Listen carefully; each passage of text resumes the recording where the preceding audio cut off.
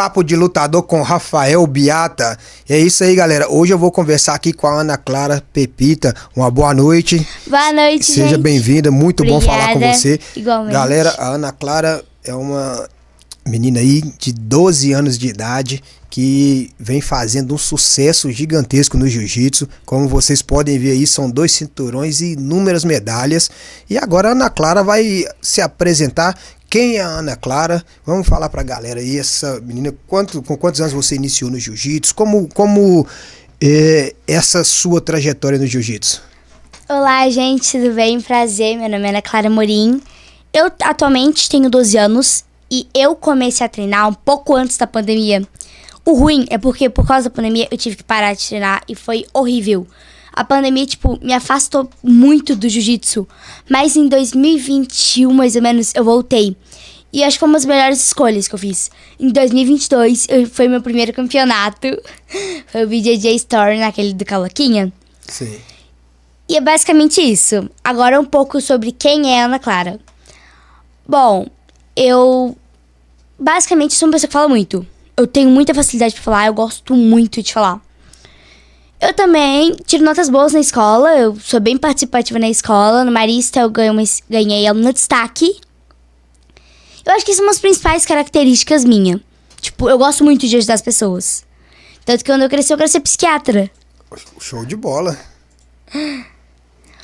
Bom, sobre a carreira no jiu-jitsu, eu comecei, meio que foi um acidente, sabe? Peguei totalmente desprevenida. E eu já passei por muita coisa, de esportes. Nossa, balé, ginástica olímpica. Eu já fiz também natação, violão, flauta doce. Cara, eu já fiz 1 milhão de coisas. O que mais me identificou foi o jiu-jitsu. Sim. Sabe aquele encanto, aquele brilho que você fala assim, cara, isso é pra mim. Isso foi feito pra mim. Então, foi isso o jiu-jitsu. E foi totalmente um acidente. O jiu-jitsu muda muito a vida das pessoas, né? O jiu-jitsu traz um diferencial muito grande. Principalmente na disciplina.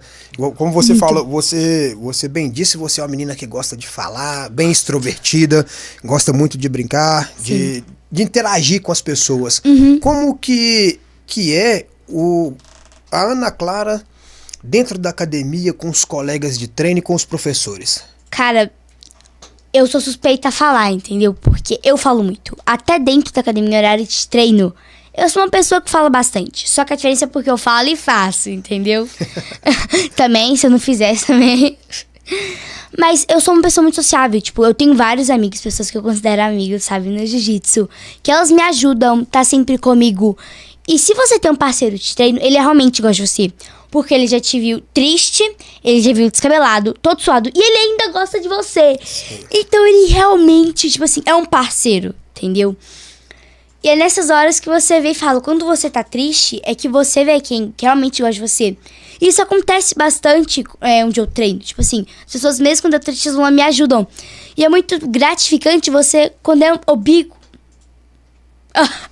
Quando é mútuo essa relação, sim, sabe?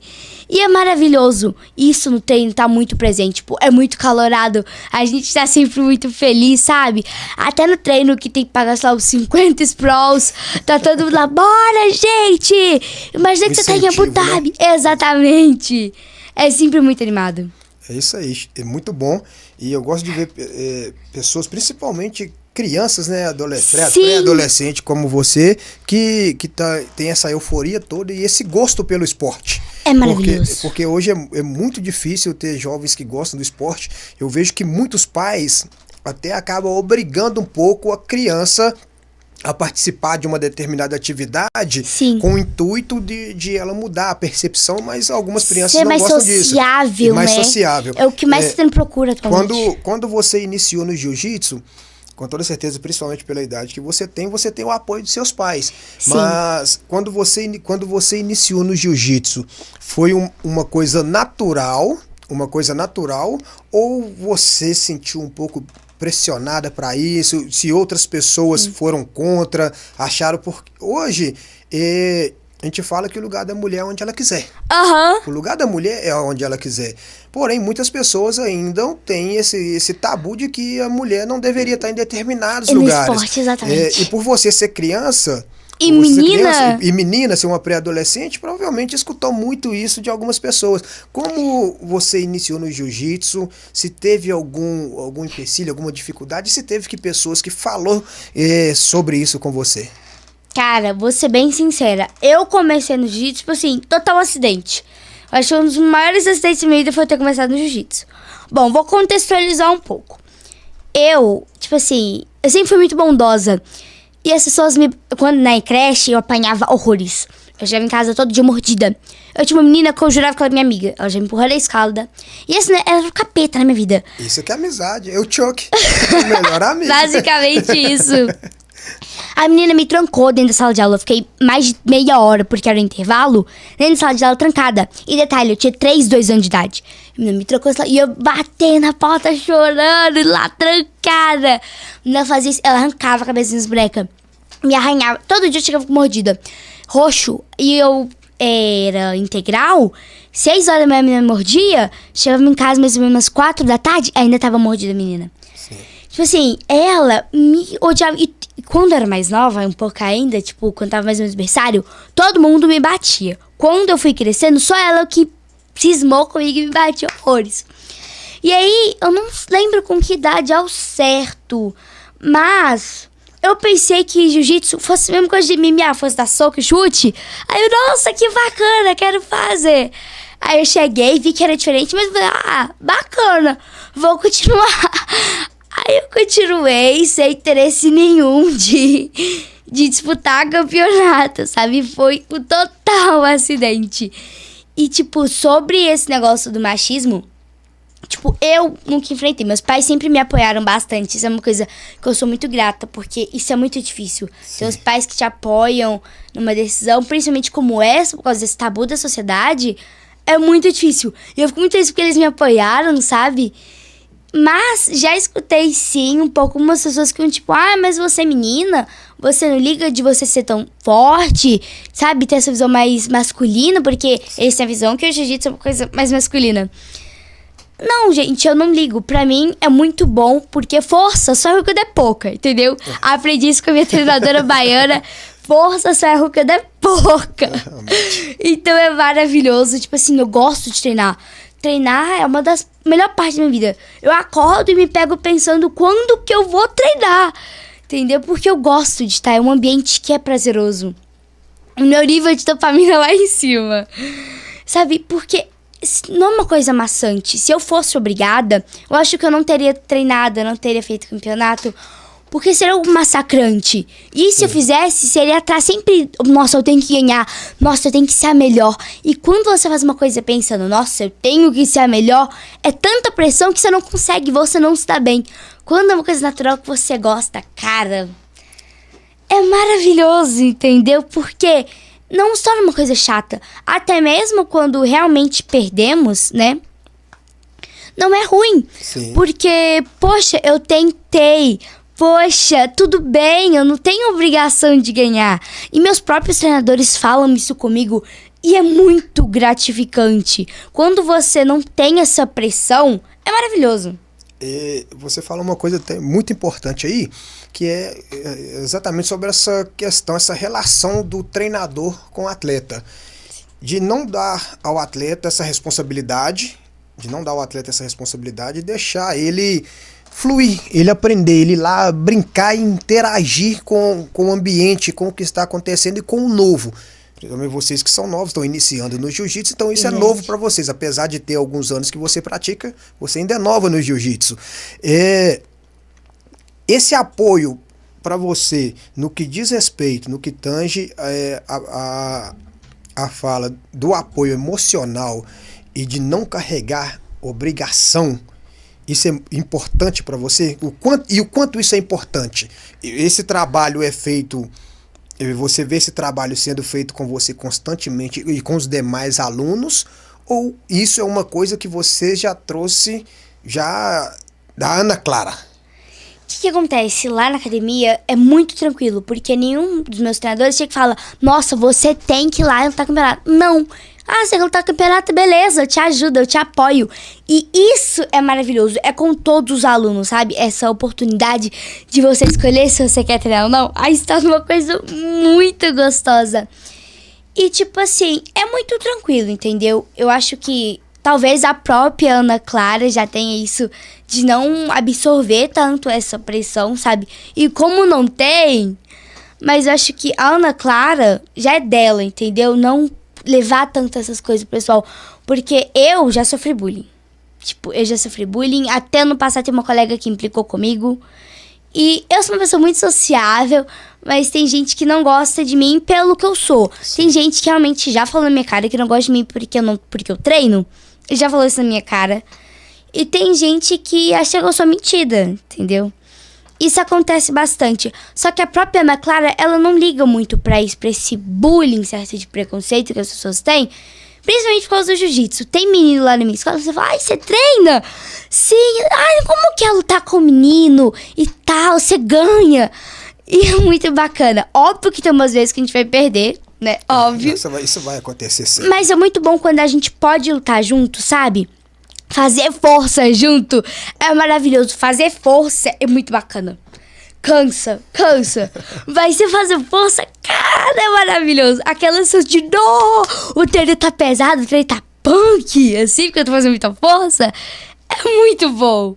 Sabe, é indescritível. Não há palavras pra descrever o quanto que isso é bom. Isso é muito bom. É natural. Aham. Você nova já tá aprendendo a lidar com isso. Vai encontrar com muitas pessoas que não vão gostar de você. Porque isso é da natureza. Nem todo mundo gosta de mim. Como nós já conversamos antes, é até importante que algumas pessoas não gostem da gente, para que nós tenhamos motivo para ser algo melhor. Para ser algo melhor, nós precisamos dessas pessoas também. E de onde surgiu a Pepita? Pepita, bom, o que acontece? Minha mãe, ela me planejou 10 anos. Foi 10 anos me pedindo, me querendo. E ela girava todos os dias no chão e pedia, Deus, eu quero uma filha. E aí, teve eu.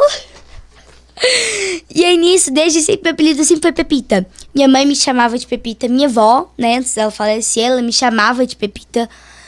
Aí, foi o meu apelido de guerra, entendeu? Qual vai ser esse apelido de guerra? Pepita.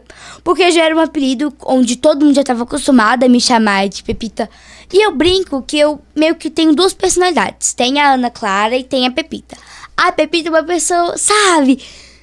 Só que a Ana Clara não, ela é já mais pros estudos e tal. Agora a Pepita, ela é mais descontraída, ela conversa, mas ela tem uma certa proximidade, entendeu? Sim. São poucas pessoas que me chamam de Pepita, mas todo mundo chama de Pepita, eu considero como amigo. Porque são pessoas próximas a mim, entendeu? Sim. Tem pessoas na minha escola que me chamam de Ana, Ana Clara, sabe? Pra você entender. Aí quando a gente tá mais próximo, Pepita. Sabe? Isso é gratificante. Escutar, você vê uma pessoa que você gosta, que você admira, te chamando de Pepita, dá uma sensação que você é próximo da pessoa. Sim. Que é muito bom, é muito legal. Porque tem dois diferenciais. Na psicologia a gente fala muito sobre isso. As pessoas que te chamam por nome... Não são próximas de você. Não, isso simboliza autoridade. Sim. Simboliza autoridade. Quando as pessoas te chamam por nome, geralmente são pessoas que conversam com você mais seriamente. Sim. E as pessoas que te chamam por apelido, por vulgo, são as pessoas que têm liberdade, entendeu? São as pessoas que têm liberdade de lidar com a gente, de falar coisas naturais do nosso dia a dia. É igual quando a gente vai no restaurante e você vê, sempre que tiver um prato e outra pessoa estiver mexendo no prato da outra pessoa, é porque elas são próximas. Sim. Porque seu chefe não vai chegar no seu prato e vai pegar o que você tá comendo. Você vai falar assim, opa! Agora, por exemplo, sua irmã, sua mãe chegar e fazer isso, já é mais tranquilo. E a mesma coisa pelo apelido. Quando você tem uma sensação... eu leio o livro Manual de Persuasão da FBI. Sim. Ele fala sobre isso e é muito bacana, entendeu? Porque vê isso no dia a dia e tá sempre certo. Por exemplo, uma pessoa que você gosta, ela tem uma sensibilidade de falar, nossa, você tá com bafo, hein? Agora, normalmente, o seu chefe falando, você fica meio constrangido. Agora, o seu amigo já é mais tranquilo. O amigo vai falar, já tem liberdade, já sabe, já sabe como que é esse tipo de situação, já sabe como é lidar com isso. E vamos falar um pouco agora do jiu-jitsu.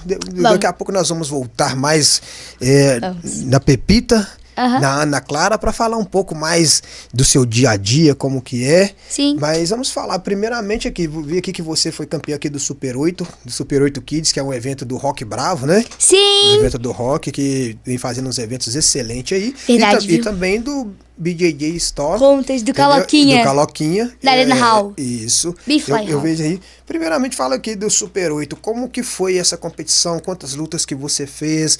Se você teve muita dificuldade? Como que foi pra você tá disputando um cinturão? Esse campeonato em específico era pra ser uma luta casada. Mas acabou que no momento, teve uns conflitos e tal, eu fiz 2 lutas. E tanto que eu até falei esse luta específico porque teve algumas oponentes e tal. Nossa, olha aquela menina cara de lerda. Coitada dela, ela é tão solta, gente. Olha isso. É porque eu não fico pulando assim, eu fico normal, tipo assim. Aí a pessoa, nossa, que lerda. Então lá em massa ela, olha que carinha de burra. E eu do lado, tá? Eu do lado ali, só escutando, tipo assim. Hã? Aí, beleza. Foi uma luta muito boa, sabe? Eu não tinha lutado com essas meninas antes. Mas foi muito bom, sabe? Porque toda luta a gente se testa. Sim. E foi muito bom, foi um teste muito bom. Foi um rolinho bacana. Aí eu recebi ela no final. Eu acho que eu recebi com uma medalha também, eu não lembro. Mas foi gratificante. Eu lembro que era um pouco distante da minha casa. O quê? Umas 2 horas no carro pra poder ir. Sempre depois de todo o campeonato, eu tomo um copão de açaí. Só que não é qualquer açaí, é um açaí de 700 ml, tá? O copo aqui é Nutella de um lado, ninho do outro. E açaí é tipo, nossa Deus, que perdição! Todo final de campeonato tem esse meio que prêmio, sabe? Independente do resultado. Por falar em açaí, vamos até falar uma coisa importante aqui. Como que é a sua alimentação? Porque o Sim. atleta, a galera do jiu-jitsu, o açaí ele já deveria ser patenteado já pela galera do jiu-jitsu, né? Exatamente. Pela galera do jiu-jitsu. E alguns mestres falam, açaí não tem que ficar colocando muita coisa não. Açaí de jiu-jiteiro é açaí, granola e leite em pó. Entendeu? Açaí, granola e leite em pó pra ficar forte. Como que é a sua alimentação pra você manter o seu ritmo? Pra você manter o seu ritmo, manter a sua energia, estar bem durante as lutas e no seu decorrer dos seus dias, do seu dia a dia também. Bom, basicamente, eu acordo 4h30 da manhã. Porque eu estudo longe, aí eu acordo 4h30 da manhã, eu sempre faço uma refeição balanceada. Todas as minhas refeições, elas normalmente tentam ter uma fonte de proteína e de carboidrato, porque é muito importante pro organismo. Ou seja, sempre vai ter um ovo, um queijo, um leite, sabe? De manhã, normalmente, eu costumo tomar um leite com café. Eu sou o maior fã de pão de queijo do mundo. Mineiro que não gosta de pão de queijo não é mineiro. Exatamente. Pode. Eu sou o maior fã de pão de queijo do mundo, só que eu tenho comido pão com ovo. E é muito bom, tá? Eu tenho um certo vício por ovo. Eu já teve uma época que eu viciei em gemada. Eu comi gemada de café da manhã, almoço e janta. E depois foi ovo com farinha. Aí ovo cozido. Nossa, tinha tantas fases do ovo. Beleza. Aí depois, normalmente, tem um lanche na escola. O lanche na escola também, ele varia sempre. Costuma ter uma fruta, um suco natural, seja ele de caju, limão, uva, laranja. Beleza? Os de uva normalmente são sempre o Del Valle, sabe aqueles mais concentrados? Sim. Então, aí eu como também pão de queijo, porque pão de queijo é de lei. E Yakult, porque tem lactobacilos vivos, então isso é muito bom. Só que é sempre um por dia. Minha mãe fala que excesso faz mal. Aí, normalmente, tá, fruta e mais ou menos isso. Aí, chega mais ou menos 2 da tarde, que é mais ou menos quando eu vou almoçar mesmo. Aí, sempre tem um carboidrato e tem também a fonte de proteína. Normalmente, é sempre uma carne. Feijão, eu vou falar pra você, eu não gosto de feijão. Somos 2. Odeio feijão. Mas feijão tropeiro eu gosto. Feijoada também. Mas feijão puro, não gosto. Mas eu como, né? Eu como pouco, eu não gosto muito do caldo, mas eu como. Esses dias eu tenho trocado, por exemplo, colocado uma beterraba ou grão de bico. Sim. No lugar, porque é quase mesmo as fontes de proteína e tal. Aí eu como. Arroz eu até que gosto, então sempre tem. E tem verdura. O prato, ele é sempre bastante colorido, porque quanto mais colorido, melhor é. Sim. Aí sempre tem que ter, normalmente, 3 verduras, tem sempre uma carne, o arroz e o feijão. No caso, você no grande bico, mas Sim. também conta. E eu faço também, porque eu acho que o alface é indispensável. Se você deixar como um pé de alface. Também já tive alface do repolho também. Eu comi o pé de repolho. Nossa, teve cada hora é um vício diferente, por um alimento diferente. Sim, mas isso é bom por saber que alimenta bem e incentivar os demais, porque Sim, e vou te falar. a galera do jiu-jitsu toda não... E não é só do jiu-jitsu, tá? Não é só do Os adolescentes, jiu-jitsu. principalmente. Você incentiva várias pessoas que te acompanham, você está A incentivando. tá alimentando bem. Isso, principalmente na questão alimentar. A alimentação é a é. base da tua vida. Exatamente. Quando eu falo de influência, a gente não fala só do professor, não. Porque as pessoas pensam... só o professor que o jiu-jiteiro, ele só vai ter influência e vai influenciar as pessoas... Se for professor. Quando ele se tornar professor, ou quando ele se tornar um campeão mundial, quando ele se tornar... Não. Você pode influenciar seu meio, né? Exatamente. O atleta, ele incentiva as pessoas todos os dias. Porque todos os dias tem alguém se espelhando em você. Sim. Não é mesmo? Como você disse, na escola você tem muitas amizades. Tem aquelas pessoas natural, que tem as pessoas que não vão muito com a nossa cara. Não vão muito com a nossa cara, mas na grande maioria são as pessoas que apoiam e que nos ajudam de alguma forma. Sim. Né? Ajuda nem é sempre... A tá sempre se melhorando, evoluindo. Nem é sempre te ajudando com algo, mas falando algo pra você que vai te fortalecer mentalmente. Sim. Como que esse apoio que você tem da sua turma na escola, dos seus colegas, das suas amizades, como que é o apoio deles pra você enquanto atleta? O que acontece? Na minha sala são A, B, C, D, E, F de 7º anos. E eu tenho colegas em todas as salas. E eu vou te falar que grande parte deles fazem parte do esporte de alguma maneira. Tenho amigas que jogam futebol, eu acho isso muito bacana, essa representatividade feminina. Eu sou péssima com bola, entendeu? Mas eu acho isso muito bacana. E eles, de certa forma, me ajudam, entendeu? Por exemplo, quando eles estão desanimados pra treinar e tal, nossa, mas que... Não, vai lá e treina, pô, não tem campeonato tal dia? Você tem que ir. A gente sempre fica brincando assim, e é muito bom. Uma grande parte, nossa, posso falar que 99% dos meus amigos de escola fazem parte do esporte. Lá na minha escola, o Marista, tem o INAC, né, que são centro de treinamento, influencia vários jovens e tem várias atividades, eles participam das atividades da escola e a gente tá sempre incentivando um ao outro a entrar, entendeu? Sim. Tem muitos colegas que eles não participavam de esportes, mas com a ajuda do todo que foi influência, não, tu é tão bom nisso, cara, tu tem futuro. E aí as pessoas foram se espelhando, nossa, fulano faz, aí foi entrando muita gente. Então hoje, na minha escola, o grupo de pessoas que fazem esportes é muito rico, é muito amplo, sabe? Antes era um pouco, nossa, só as pessoas que se destacavam. Hoje, mais gente já tá se interessando, isso é muito bacana. Porque o jovem atualmente, eu sou jovem, né? Eu posso falar. Ele não tá se interessando pela área de esporte. Eu acho até bonito quando eles falam, o jovem atualmente, faz, né? já deve ter bastante idade, né? Falar 90 anos! O jovem, ele não tá se interessando em ter uma boa alimentação e no esporte. Ele tá sempre nos mesmos vícios, que é o quê? Acordar, ir pra escola quando vai, mexer no celular. O celular, ele tá liberando tanta dopamina e ele se tornou um vício. Fizeram testes com ratos, provaram que era um botão que liberava a dopamina no cérebro deles. Sim. Eles já não estavam mais comendo, nem fazendo necessidades básicas, por causa desse nível de dopamina. E é o que acontece com o celular. Nós somos aprisionados com o celular. E o esporte, ele incentiva muito isso. A você sair da tela e socializar. Os pais, hoje, outra grande dificuldade dos pais está sendo fazer o colega socializar. Sim. Porque a socialização virou uma coisa difícil. Porque a pessoa está tão acostumada a escrever numa tela, a ficar teclando. Poxa, não deveria ter falado isso. Vai lá e apaga. Que a pessoa não sabe mais comunicar. Você começa a ter corpo a corpo, olho no olho, entendeu? Sim. E é muito bom quando os pais meio que obrigam, de certa forma, a pessoa a fazer esporte, ter aquele contato. Principalmente o jiu-jitsu, que é um esporte de contato, é um esporte coletivo.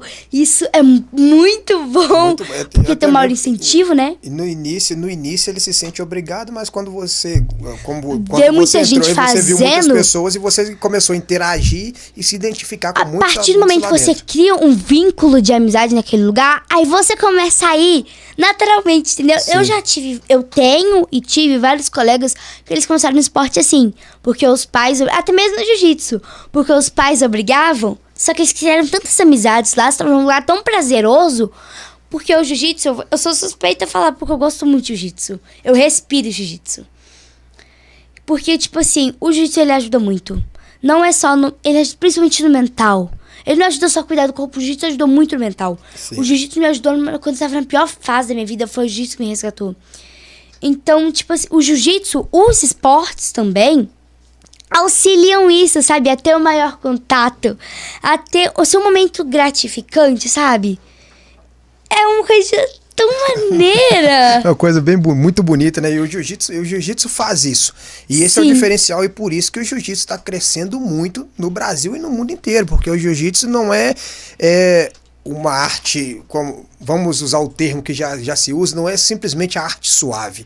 Ele é um esporte que muda a vida do atleta como um todo. Ele, Totalmente. em vários sentidos, em vários aspectos.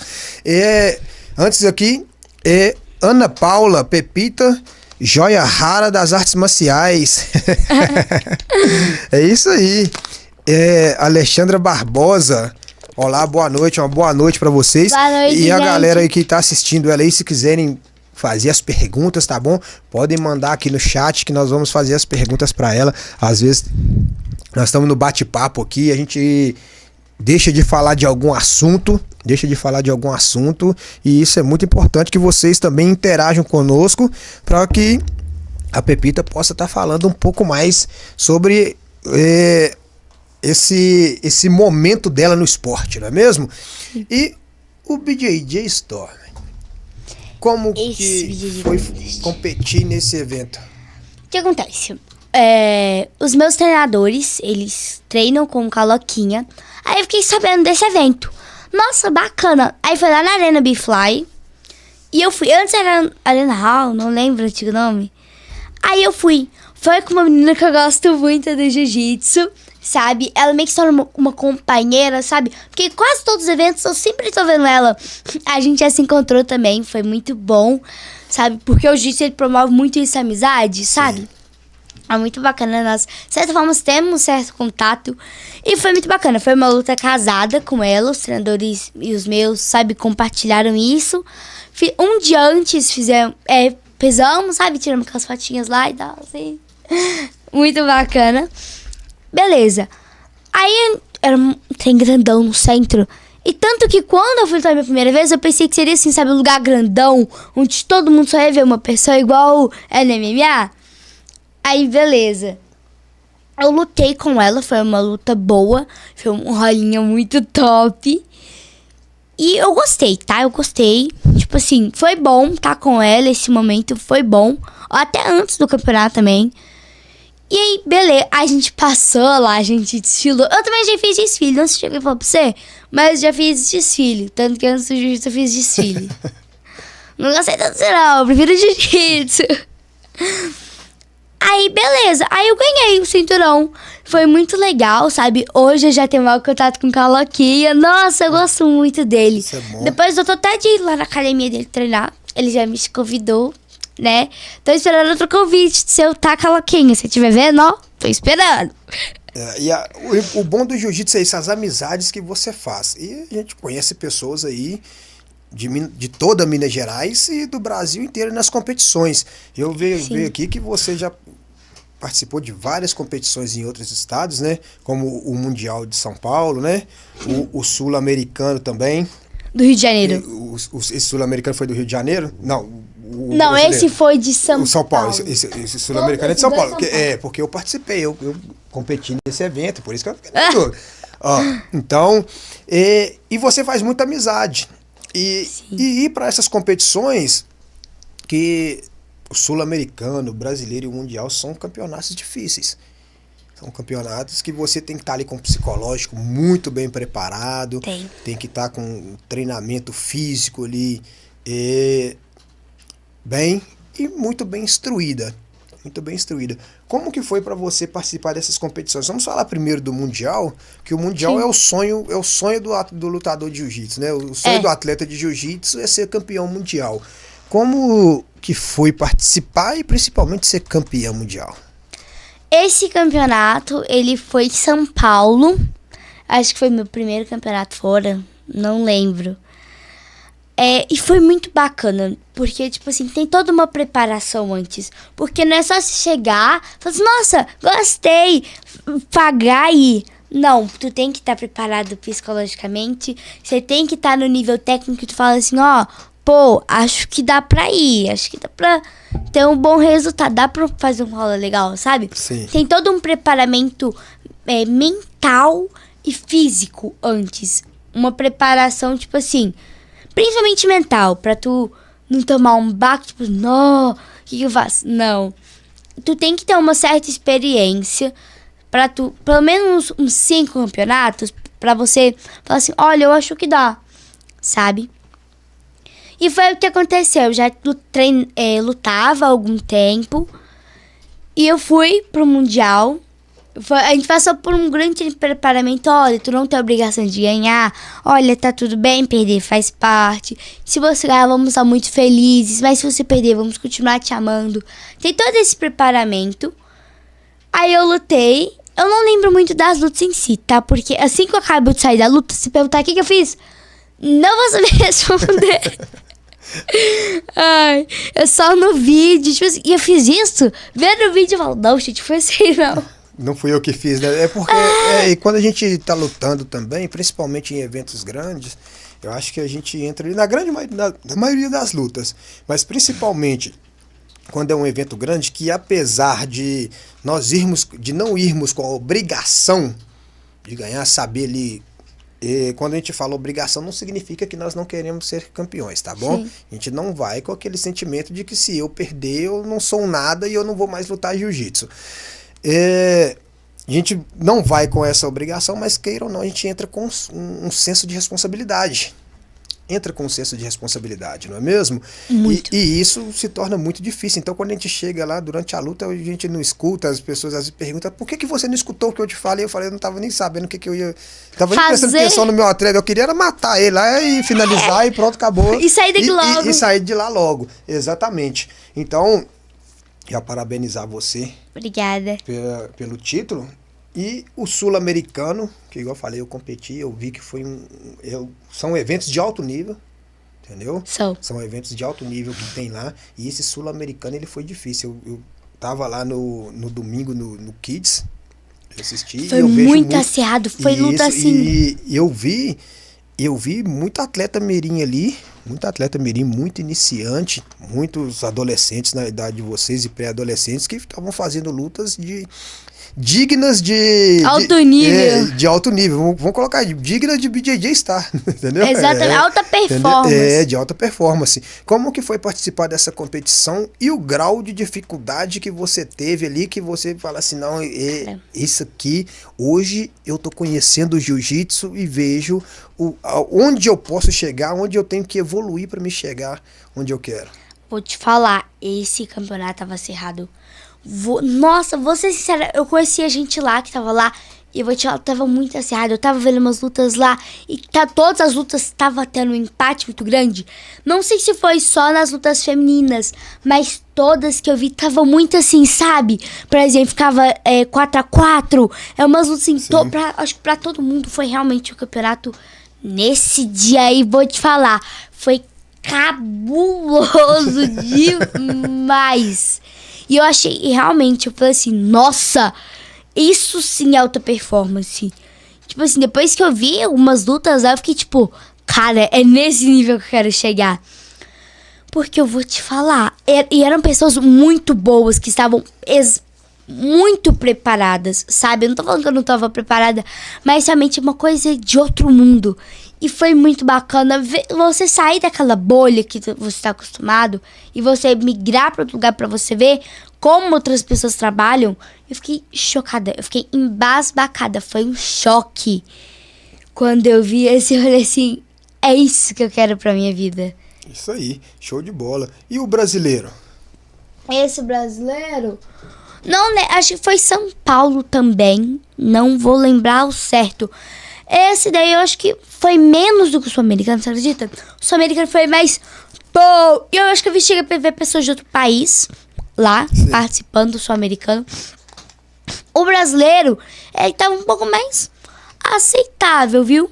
Vou falar que tava fácil também, não, porque nenhuma luta é fácil.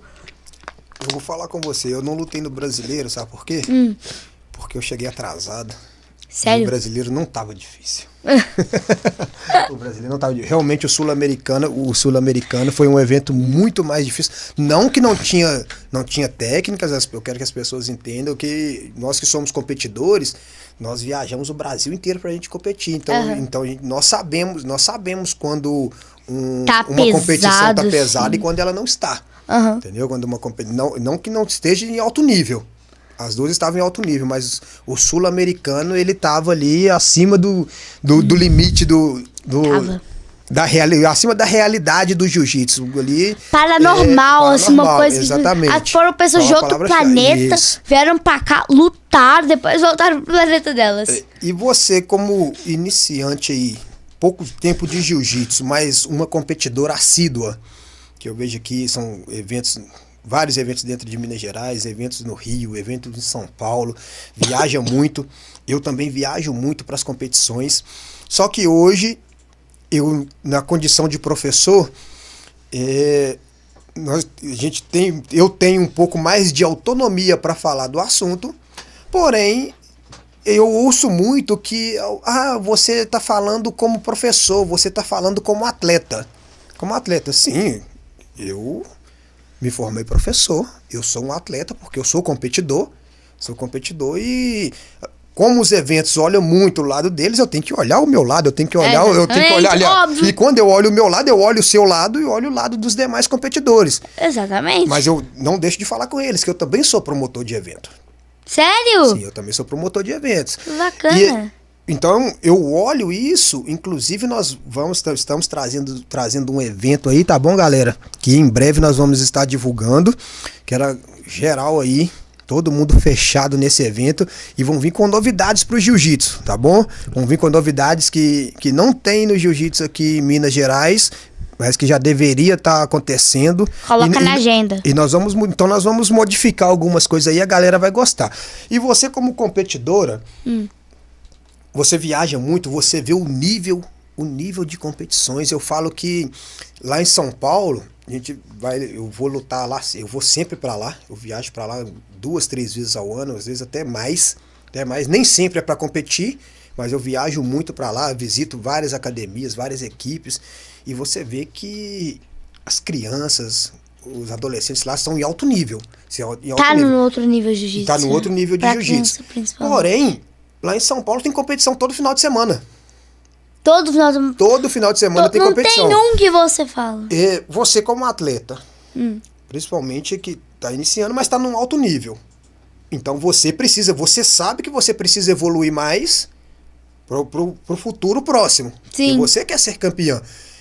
O que precisa aqui em Minas Gerais para que os eventos melhorem, que tenhamos mais eventos e eventos de alto nível, como esses eventos de São Paulo e do Rio de Janeiro, para que os atletas de Minas Gerais também se sobressaiam. Porque não é só você, são inúmeros atletas. Nós temos várias categorias, então nós não vamos lutar em todas. Então eu quero que o meu colega que é do pena, que é do pesado, ele também se sobressaia. Então o que é que Minas Gerais, o que é que você acha como competidora, como atleta, que Minas Gerais precisa melhorar para que tenhamos esse nível de jiu-jitsu aqui? Primeiramente, incentivo nas escolas. O incentivo na escola, ele pesa em um nível. Vamos conversar que o ensino já tá precário. Não tem uma região do Brasil que você chega e fala, olha, o ensino é bom. Não, a maioria é particular. Sim. Tudo bem que as melhores escolas do Brasil, as top 10 melhores, algumas delas são públicas, Sim. mas é a minoria.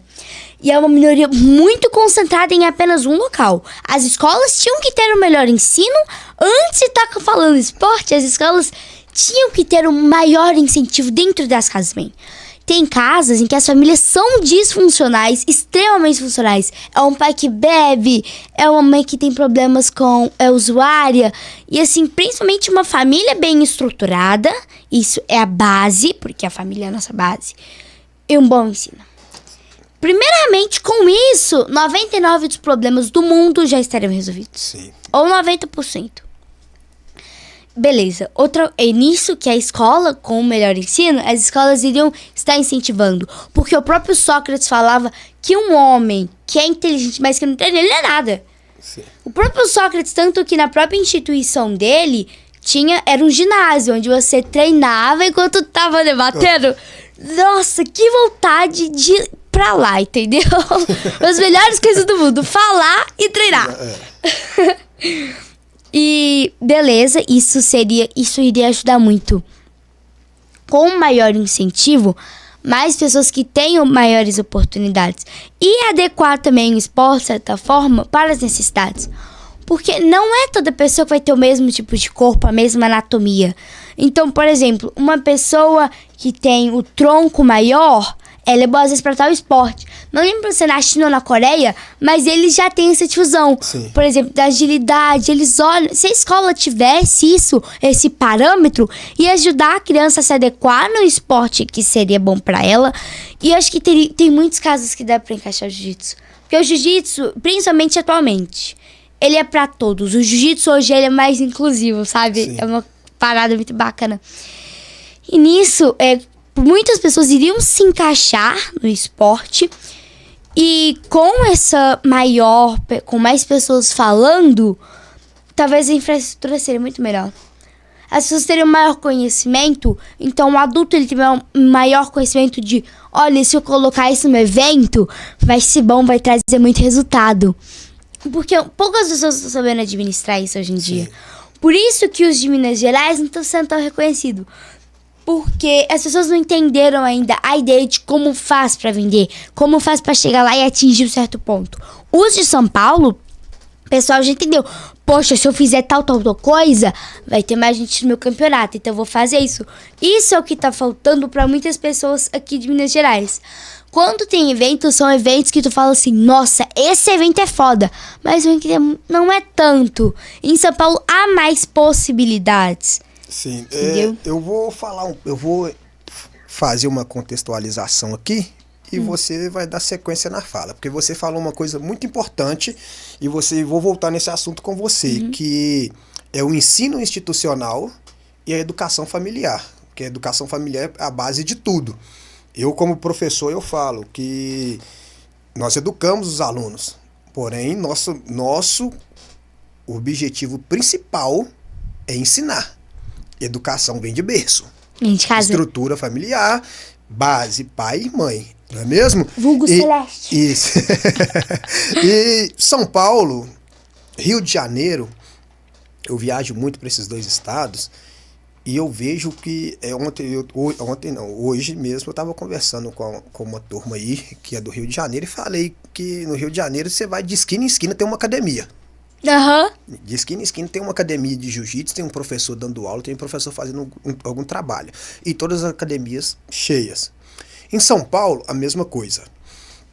Em Minas Gerais, ao meu ver, que eu quero que você fale sobre isso, eu vejo que as pessoas falam muito de dificuldade. Mas o jovem mineiro, são poucos, eu não estou generalizando, mas na grande maioria não sabe o que é passar dificuldade. Porque quem vive em São Paulo, e eu tenho muitos amigos paulistas no Rio de Janeiro, sabe o que é passar dificuldade. A maioria de lá sabe o que é não ter duas opções. Digamos assim, não sabe o que é ter duas opções. As escolas públicas, como você bem disse, todas precárias. O ensino social mais precário ainda, principalmente no Rio de Janeiro, que é tudo rodeado de favelas e o Comunidade, crime, sim, comunidade e o crime imperando, então ele não tem duas opções. Ou ele vai para um esporte que vai dar ele uma estrutura de vida e uma possibilidade de se tornar alguém, ou ele vai ficar à mercê do crime, porque escola, a educação é precária. Não adianta a gente tentar mudar e querer mudar isso, porque isso é uma questão histórica. Uma questão histórica. Em São Paulo, exatamente. Em São Paulo, da mesma forma. São Paulo é uma cidade muito grande, é o coração do Brasil, é o coração financeiro do país. Porém, quem é muito rico, mas quem é muito pobre também é muito pobre. E a maioria das pessoas... São extremos. Isso, a maioria das pessoas só conhece o centro ali, né? O miolo de São Paulo, não vai no entorno de São Paulo. Então a gente vê que os jovens lá, eles querem fazer. Eles querem fazer. Eles querem fazer e poucos conseguem. Exatamente, poucos conseguem. Já em Minas Gerais... tem uma maior possibilidade. Uma maior possibilidade e mais opções. Mais opções. Vou te dar um exemplo. Você, se não me engano, você já falou que já fez balé, né? Já fez balé, já fiz ginástica, já fiz natação, já fui modelo, já foi flauta doce, barroco. Já fez modelagem, já fez um monte de coisa. Então, tem várias possibilidades. Então, você, ou seja, vamos colocar aí que de 5, 6 modalidades, você teve a opção de escolher o jiu-jitsu. E aí, com isso, o próprio governo, o Estado, porque essa parte aqui é do Estado, ele não dá um incentivo maior, que é dentro da escola, dentro das escolas. Hoje o jiu-jitsu está ganhando o seu espaço, e em algumas escolas estão aderindo porque está vendo o quanto isso é bom para o atleta. O quanto isso impacta na vida do atleta e na vida social, principalmente na melhora dele enquanto aluno. Mas o governo não quer investir nisso. Não, eles não querem isso. O governo quer o futebol, que ele é universal, e a pessoa... Porque dá retorno, né? Baixo do tapete, tanto de aposta. Não é nem só questão de retorno, porque o governo, todos os governos, tá bom? Eu não tô falando de governo A nem B, são todos. Os dois são... O governo quer as pessoas doentes. Vamos colocar no termo. O governo quer as pessoas doentes. E a maioria das pessoas hoje que tem problemas psicológicos, esses problemas com depressão e tudo, isso é culpa do governo. Se vocês não sabem, comecem a estudar e vão analisar, que vocês vão entender que tudo é culpa do governo. Por quê? Porque quando o governo proíbe o seu pai e a sua mãe de te educar, o governo tá te adoecendo. Tá. Porque se o seu pai e a sua mãe te educam, você sabe como lidar lá fora no mundo. Então o governo proíbe os pais de dar uma determinada educação, de dar um determinado ensinamento para os filhos, porque quando eles saírem lá fora, eles não sabem como lidar. E quando eles ouvem um não lá fora, eles voltam chorando para casa. E a mãe passa a mão na cabeça. Exatamente, e a mãe passa a mão na cabeça. Então isso é uma coisa que vem mudando. E se não tiver pessoas doentes, para que eles vão gastar e vão lavar milhões de reais com o SUS? Não tem porquê eles quererem pessoas saudáveis. Então, por isso que eles não investem no esporte. E então, vamos voltar lá. Como você falou, como você bem disse, da estrutura escolar, né? Da instituição. E da estrutura familiar, que é a base.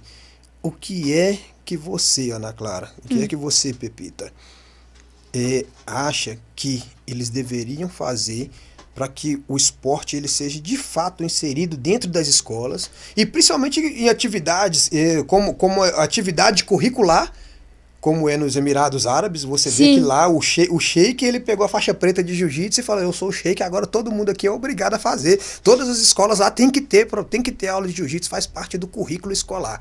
O que é que você acha que precisa ser feito, e se isso deve ser feito aqui no Brasil também, principalmente aqui em Minas Gerais, que é a nossa casa?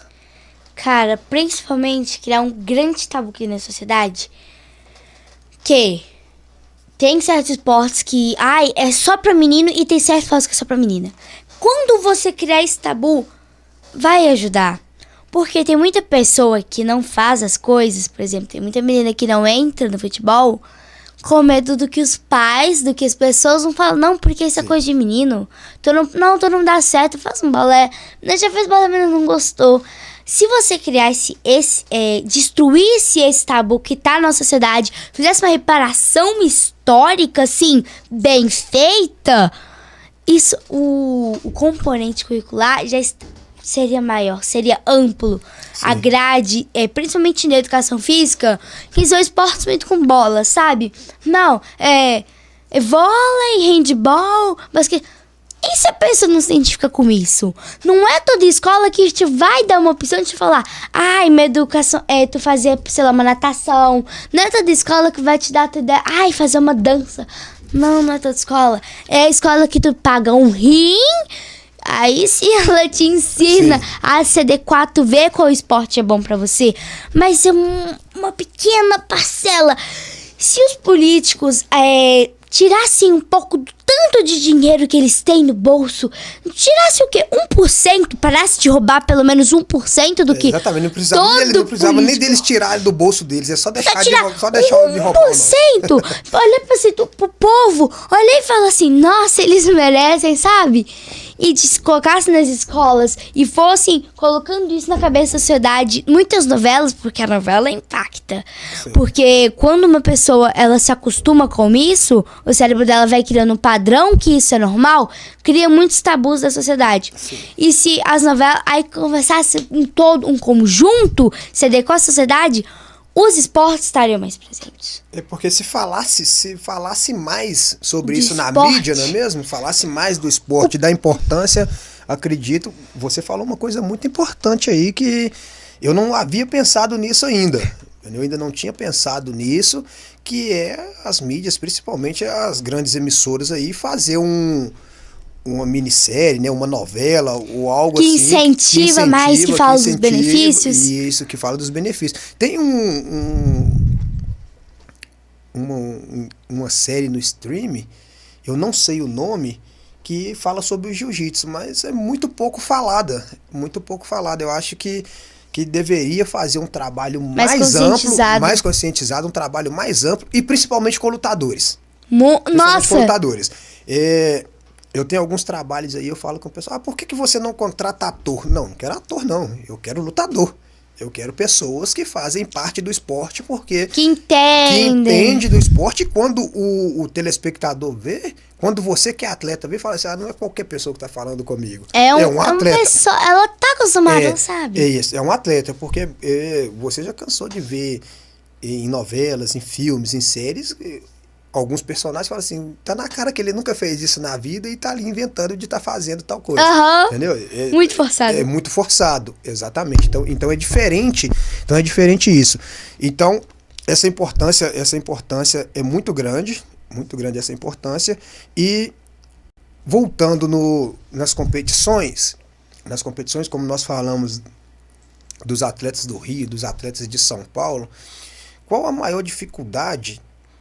Ou não dificuldade, porque se você é campeã, você sabe o seu nível de jiu-jitsu e você sabe que você tem competência para chegar lá e ser campeã. Quando eu falo essa diferenciação de nível, não é questão de que eu não vou ganhar deles. Eu já fui para lá e fui campeão várias vezes. Inúmeras vezes. Na maioria das vezes que eu fui campeão. Que bom. As que eu não fui campeão, eu medalhei. Mesmo machucado, eu lutando machucado, ainda medalhei. Então, eu não estou falando isso, eu estou falando questão de treinamento e preparação, que é o assunto que nós estamos tendo aqui, que nós temos que reconhecer, nós reconhecemos os nossos acertos e as nossas benéficas, mas também nós temos que reconhecer também os nossos erros e aquilo que nós precisamos melhorar. Vamos falar do Sul-Americano, que foi um evento de alto nível. Sim. De alto nível. Eu posso falar que o Sul-Americano ele tem um nível mais alto que o Mundial. Ele não tem o mesmo peso, não tem o peso maior, mas ele tem um nível muito mais alto. Tem um nível muito mais alto. E aí, você chega lá, você vê a dificuldade. Por que eu estou falando? Não que o Mundial não tenha dificuldades. Sim. Todos eles têm o seu grau de dificuldade. Só que o Mundial, ele vai os atletas selecionados. Uhum. O Mundial, é isso que as pessoas precisam entender. Não é entender como professor de jiu-jitsu, não é entender como simplesmente adepto, eu gosto de jiu-jitsu, eu gosto de ver. Entender como atleta. Eu tô falando como atleta. O Mundial vai atletas selecionados. Vai. Só os melhores. As pessoas falam assim, eu vou treinar em todas as competições, ou seja, todas as competições que ele vai durante um ano é uma preparação para ele estar indo pro Mundial. E vai acontecer. E a maioria faz isso e chega no final e fala assim, eu não tô bem, eu não vou pro Mundial. Então, você vê, um sul-americano que você faz 4, 5 lutas, no Mundial você vai fazer 2, 3. Porque são atletas selecionados. Então, você vai ver pessoas de nível mais alto no sul-americano do que no Mundial. Entendeu? Uhum. E, diante disso, como nós falamos, você já bem disse, no jiu-jitsu a gente nunca perde, a gente aprende. Então, a gente vai vendo os níveis. Como que você vê um atleta de Minas Gerais e um atleta de São Paulo no que diz respeito a essa questão de treinamento, preparação física e incentivo? Vamos começar primeiramente com o incentivo. O incentivo em São Paulo, eu acho que por parte das famílias, vamos colocar 1% das famílias apoia. Então, isso já torna uma coisa mais difícil. Mas quando ele fala assim, não, eu quero e eu vou treinar, ele tem um preparo melhor. Eu acho que, porque tem mais academia, entendeu? É mais possibilidade, por exemplo, eu acho que eu não me encaixei tão no lugar, sabe? Eu acho que eu não me identifiquei tanto. Só que tem mais possibilidade. Aí você vê, nossa, eu acho que essa academia aqui, ela parece mais comigo. Ela, sabe? A pessoa se encaixa. Então, de certa forma, quando se encaixa pra pessoa... Peraí. Nossa, tá horrível. Fica à vontade, pode ir. Então, basicamente... Meu Deus! Abaixa diminui o ar-condicionado aí um pouco, por favor. Ai. Então, basicamente... E como tem muitos campeonatos, as pessoas vão na vida e ver... Por exemplo, no Instagram, que jovem tem muito costume de ficar rolando feeds no Instagram, né? Procurando vídeos e ele vê, tem tal campeonato. Fica, de certa forma, impregnado no cérebro da pessoa. Cria-se um padrão. Então, de certa forma, eu acho que... E como isso tá mais comum pra eles... Meu Deus. Fica calma. Fica tranquilo. Como isso é mais comum pra eles... Eu acho que, de certa forma, tem uma certa vantagem a mais, sabe? Como eles, por exemplo, tem mais possibilidade lá de você achar um preparador físico, tem mais possibilidade de você achar uma pessoa que vai instruir na sua alimentação, é, de certa forma, melhor, sabe? Então, eu acho que isso é melhor, entendeu? Pra eles que lá tem... Minas Gerais, como você não vê tanta coisa assim, quando você vê um evento e fala, meu Deus, esse evento eu tenho que ir porque ele é foda demais. Sim. Só que não é tanto, entendeu? Então acaba que, de certa forma, não é tão bom. Porque quando são eventos bons, tem muitas academias que são maravilhosas, que ensinam, que instruem um aluno, que ajudam, que incentivam um aluno. Eu acho que os pais aqui, acho que principalmente em Minas Gerais, o pessoal é um pouco mais mimado do que em São Paulo. São Paulo você vê uma realidade... Agora você falou o que eu cabulosa. sempre falo. Só que como maior de idade, como professor, a gente tem que ficar medindo o que a gente fala, não é mesmo? Pensando antes de falar, porque muitos pais não concordam e acham ruim. Não, mas o pessoal é muito mimado. Eu vou tirar o meu filho de lá porque o professor falou que ele é mimado. Não, mas eu falo... Ele não vai deixar de ser mimado porque então, você vai tirar ele. Eu falo o que você quer falar. O pessoal é muito mimado, tá? Aqui de Minas Gerais. É isso, pronto, falei, tô leve. E você acha, antes de você continuar, você acha que, às vezes, o não ele é mais importante que o sim? Muito. Muito demais, porque se a criança ela só fica ouvindo sim, sim pra tudo que ela quer, se ela não aprende a ter limites, quando o chefe dela fala assim, olha, não gostei, você pode fazer? Não. Você tá falando alto comigo? Aí a criança começa a fazer, os pais não estão preparando as crianças para ter uma maturidade, para ter esse discernimento, saber escutar uma crítica, ir lá e fazer sem reclamar. Os pais não estão preparando a criança para aprender a escutar um não. Você não pode fazer isso. Isso não vai ser bom para você. Os pais estão estragando a criança. E eu vou falar uma coisa, o excesso de sim estraga a sua criança. Fale não. É isso mesmo, show de bola. Porque o pessoal já tá sabendo falar não. Sim. E a nossa sociedade tá horrível, tá uma merda. Aprenda a falar não. Muito bom. Por causa disso. É muito bom quando vê crianças, né, adolescentes, assim como você, falando assim, porque hoje é muito difícil. Até antes de dar continuidade aqui, Alessandra, Clarinha, Pepita, priminha, você é uma pessoa fera no jiu-jitsu.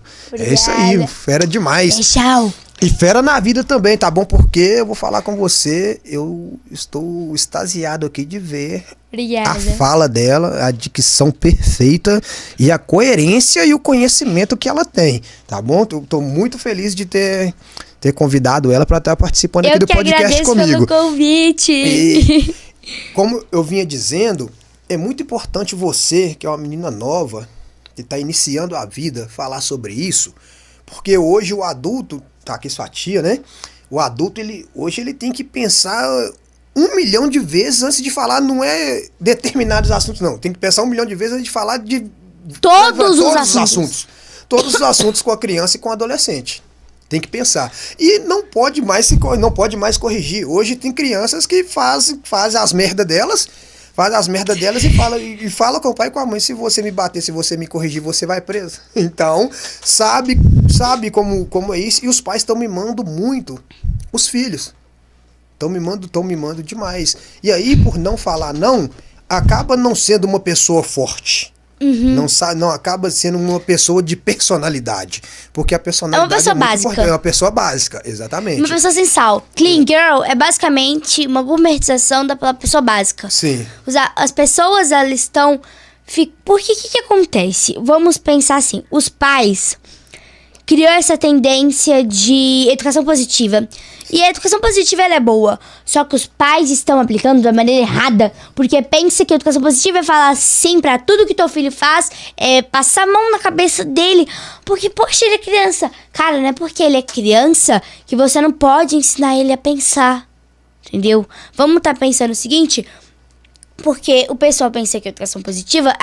não é bater... Não, eu não posso bater nele. Cara, realmente, bater no teu filho, tu só vai gerar trauma, entendeu? Sim. Mas é ensinar da maneira correta. Se você dialogar com seu filho e explicar, por exemplo... Olha, você não vai pra tal lugar. Não é bom. Aí você explica o porquê da criança, ao invés de você falar... Não, você não vai! É muito melhor. Porque o jovem, ele entende a tua perspectiva e ele não vai brigar com você. Ele vai entender. Aí ele fica tranquilo. Por exemplo, olha, vamos planejar o seu dia. Você vai acordar, você vai tomar seu café. Você explica a sua rotina para o jovem, explica o que ele vai fazer e vai reafirmando durante o dia. Agora, lembra que a gente conversou que você vai estudar? Depois você brinca. Sabe? Porque aí a criança aprende. Se você chega e fala assim, não... Você não vai fazer isso, você vai estudar agora. Eu falei, você vai estudar. Você não explica o porquê das coisas. A criança vai bater pé no chão e falar assim, não, eu não quero. Ou senão ela vai fingir que tá estudando. Ela vai mentir pra você, porque ela não confia em você. Ela vai mentir pra você e vai ser basicamente isso. E acaba que mente em tudo, né? Mente tudo, porque não tem uma confiança. Isso, acaba que aprende a mentir tudo. E hoje, muitas crianças, muitos adolescentes estão mentindo pros pais. E os pais fingindo que acreditam. Ou seja, você mente pra mim e eu finjo que acredito em você. Você finge que fala a verdade, eu finjo que acredito. Porém, quando acontecer algo de ruim, eu vou culpar alguém. Porque é muito mais fácil culpar os outros do que assumir o próprio erro. Então, nenhum pai vai assumir que errou com o filho. Mas ele vai culpar alguém pelo erro que o filho cometeu. E nisso, principalmente, vamos trazer isso para dentro do jiu-jitsu. Eu espero que os seus professores não tenham que lidar com isso e nunca tenham lidado com isso. Ou talvez tenham lidado com isso também. E é até bom que eles vão saber. Essa falta de ensinamento, eu não vou falar essa falta de educação dos pais, porque isso... é um ensinamento que vai um pouco além da educação. Sim. Ele vai além. Ela vem de muitos séculos, um padrão. Isso vai muito além da educação. Porque a educação você vai guardar para você. Uma coisa que você tem, ninguém vai te tomar ela. Isso aí é o prêmio que você recebeu e que você conquistou, que você vai levar para sua É o vida. seu caráter. É seu caráter. E essa questão mental de saber lidar com as situações de ouvir não já é coisas que você vai ter que aprender a lidar com o mundo, porque você vai ouvir não da sua tia, você vai ouvir não da minha pessoa, vai ouvir não dos seus professores e você vai ter que saber lidar com as situações. E se os professores talvez já tenham lidado com isso, com alunos, principalmente no jiu-jitsu, que chega no jiu-jitsu, esses mimados, né? Aham, filhos de papai. Eu não vou falar dos Enzos e Lorenzos, porque senão eles vão falar que agora é preconceito, tem muito Enzo e Lorenzo, né? Ex-Lorenzo Valentina. Então, o meu pai e a minha mãe falou que eu ia vir aqui para me aprender a bater. Por que eu tô apanhando? Eu tenho aluno, eu vou falar com você. Hoje eu não tenho mais, mas eu já tive muitos alunos que ele achava que ele ia chegar no jiu-jitsu, foi lá para bater em alguém, né? Eu vim pro jiu-jitsu para me bater em alguém. Eu não vim aqui para me apanhar.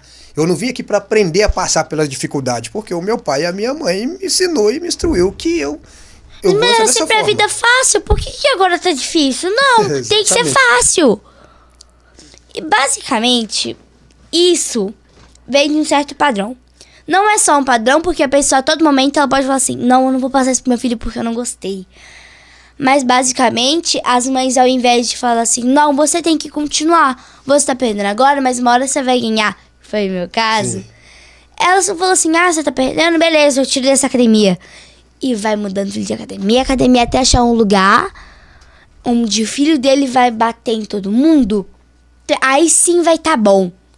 Quando meu filho estiver batendo em todo mundo, a vida pra ele estiver fácil, é basicamente isso que tá acontecendo. Sim. E o jiu-jitsu, ele ajuda muito nisso, a você quebrar esse ego. Porque eu vou falar pra vocês, eu não gostava de bater.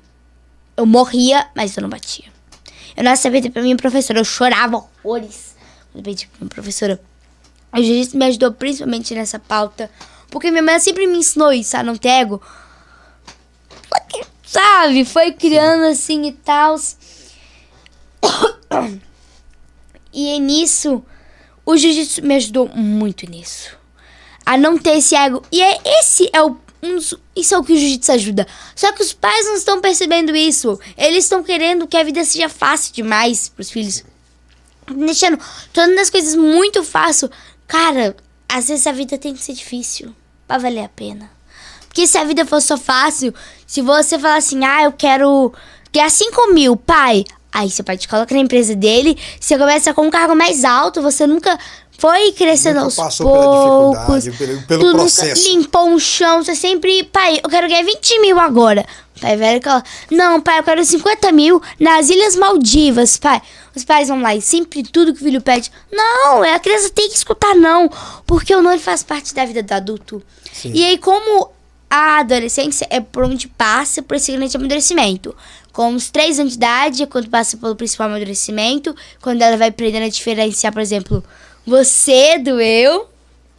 Eu vejo esse vídeo da doutora Ana Beatriz, muito bom. Por isso que até os 3, 5 anos de idade a criança não sabe mentir. Depois ela vai aprender a mentir. Mas basicamente é isso, porque... Cara, esqueci o que eu tô falando. Lembrei. Aí basicamente vai passar por esse grande amadurecimento do cérebro. E aí que os pais têm que começar a ensinar a criança a escutar não.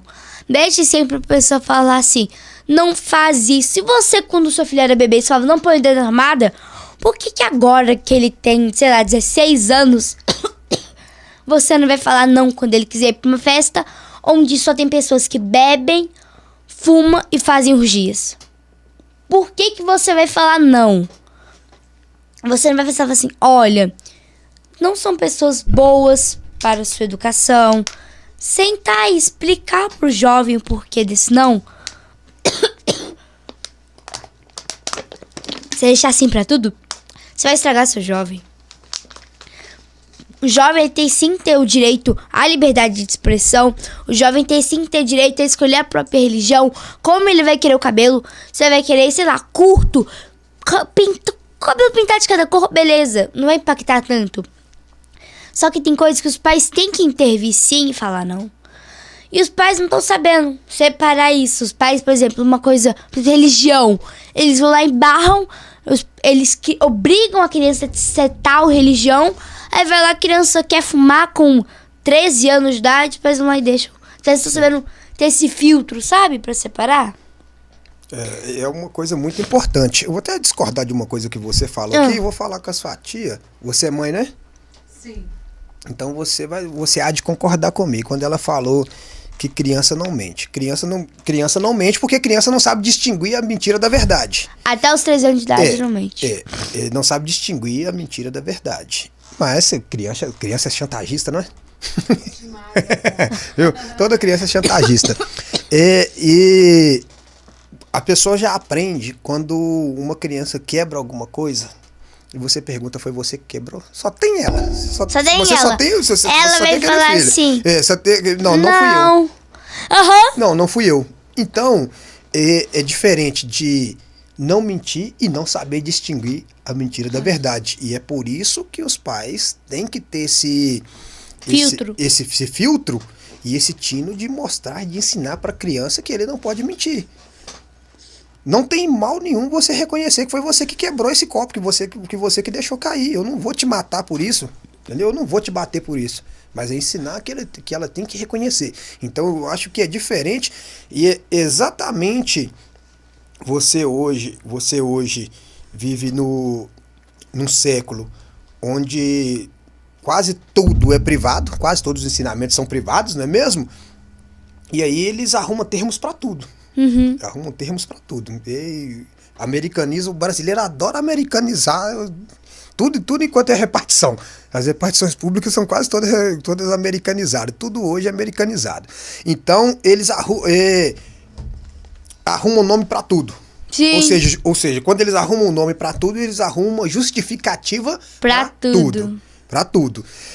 Então, quando eles colocam que o pai e a mãe tem que achar bonitinho quando uma criança está mentindo, quando uma criança está fazendo algo, por exemplo, lá em casa é a maior briga. Eu gosto muito, vou até falar aqui da minha sobrinha, que a minha sobrinha agora falou que ela só quer o penteado de obreira. Só quer o penteado de obreira, entendeu? Aí eles falaram, ela deve ter alguma professora da escola que é evangélica e fala muito sobre isso, né? Fala muito sobre isso, que ela só fala, agora eu quero penteado de obreira, que não sei o que e tal. Então, e lá a gente não gosta de ficar colocando, por exemplo, música de funk. Tem as minhas primas que escutam, tem o pessoal que gosta de escutar. A gente não vai impedir ninguém de ouvir nada porque nós não temos esse direito, não é mesmo? Mas, como opção lá, a gente prefere não colocar.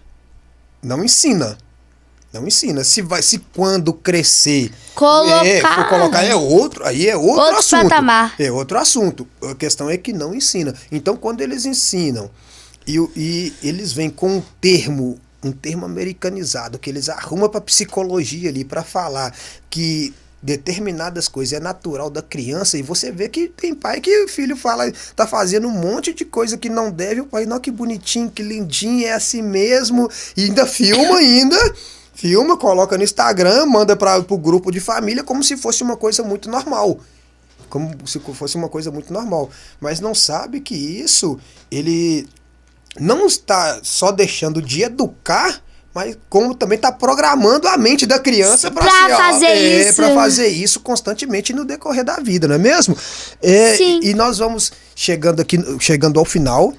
E eu quero eu sei que você, como eu, gosta de falar demais. Eu também gosto muito de conversar.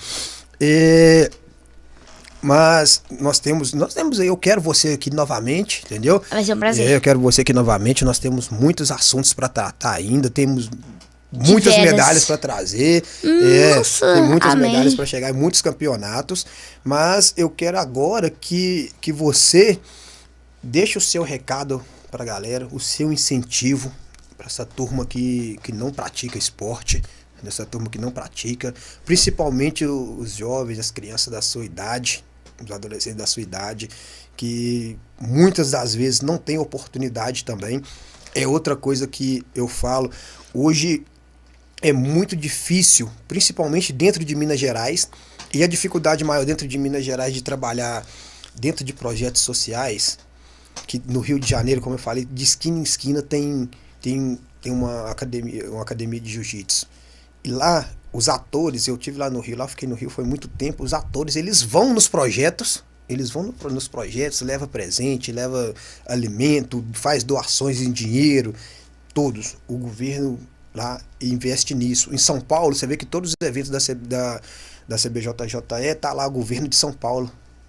Porque eles apoiam em tudo. Em Minas Gerais, como tem, infelizmente nós temos que reconhecer, são todos mimados, então o governo acha, se o pai acha que a gente que não precisa de ajuda, então nós vamos fazer o nosso aqui e deixa como está.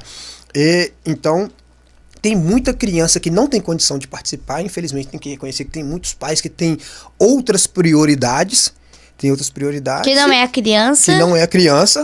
criança, que eu acho que poderia fazer um esforço sim, investir, mas infelizmente não investem. E o Estado também não quer fazer esse investimento, não quer tomar essa responsabilidade para eles. Nunca vão querer tomar essa responsabilidade, eles só tomam quando tá no ápice. Isso, exatamente. Quando não tem mais jeito, eles falam, vamos fingir que fizemos alguma coisa. Vamos fingir que nos importamos com o povo. Exatamente. Qual o seu incentivo para essa galerinha aí que tá iniciando e que tem algum receio de iniciar no jiu-jitsu, principalmente as meninas? Sim. Praticamente, saia do celular, jiu-jitsu vale muito a pena, é um nível de dopamina que você não tá entendendo. Outra coisa, as pessoas vão falar que isso é coisa de menino. Cara, se for olhar isso, você não ia estudar, você não ia fazer uma porrada, você não ia usar salto também, você não ia fazer uma porrada de coisa, você não teria celular, tá? Porque se uma mulher tivesse pensado que internet é coisa de homem, você também não estaria vendo esse vídeo. Então, basicamente, procure fazer um esporte, não fique preocupado com o que as pessoas vão achar de você, porque nem todo mundo vai gostar de você e tá tudo bem, sabe? Você não veio pra agradar as pessoas, você veio pra se agradar, pra você estar bem consigo próprio. Outra coisa também, cuide da sua saúde, principalmente da saúde mental. Se você não tem uma boa estabilidade, uma família estabilizada emocionalmente, procure, sabe, se controlar principalmente nisso. Depois vai cuidar do seu corpo. Fique sempre atenta a isso. Por exemplo, se você é vítima de alguma coisa, por exemplo, tipo de agressão, não se cale, porque as pessoas não mudam, sabe? Elas não vão mudar, elas vão continuar sendo ruins com você. Então fale, por exemplo, tá sofrendo bullying? Procure alguma ajuda, procure alguém que possa te ajudar. Faça esportes, porque esporte ajuda na sua alimentação, ajuda no seu controle, na saúde física e principalmente mental. Ajuda você muito a se regular. Principalmente autistas, pessoas neurodivergentes. Cara, isso é maravilhoso. Compensa muito. Show de bola. E você, eu ia deixar essa pra ser a última pergunta. Você ia falar a última coisa que você ia falar, mas vamos falar dela primeiro. Qual é a importância das artes marciais para as mulheres no que tange a defesa pessoal? Eu quero que você fale. Olha, uma coisa muito importante que está acontecendo aí, o Brasil está vendo como que está crescendo o número de feminicídios aí, de agressão contra as mulheres. Vamos lá para 2 fatos. Principalmente, isso tem que parar de ser um tabu na sociedade. Porque os pais, eles ficam com muito receio de explicar essas coisas para a criança. E aí sim que o predador gosta de uma pessoa que é mal informada, que não entende das coisas. Então, basicamente, pais, ensinem suas filhas e filhos. Porque sim, meninos também sofrem assédio. Não são só meninas. Porque tem predador pra tudo quanto é lado. Então, informem seus filhos, porque isso ajuda muito. E coloque nas artes marciais. Porque eu vou te falar uma coisa.